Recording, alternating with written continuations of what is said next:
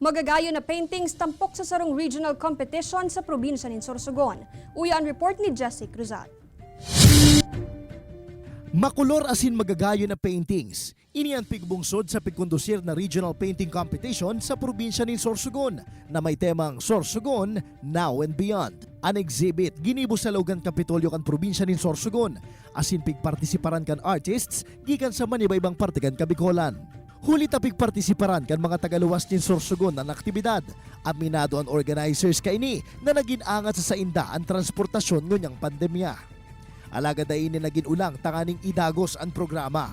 Despite na mayroon tayong pandemic, mas naging aktibo ang probinsya sa paglulunsad ng mga aktibidad pansining in forms of painting competitions, mayroon ding workshops. Dakula man ang pasasalamat kan mga artist, hulit na natatawan sindanin lugar, tanganing maipahilingan sa indang mga obra. Malaki po itong tulong para maibsan yung sitwasyon ngayon na aming nararanasan sa pamamagitan po ng pagpipinta. Ang mga siring na aktibidad, makakatabang man subuot maging sa mga jóvenes na mauot maglaog sa kinaban kan artes.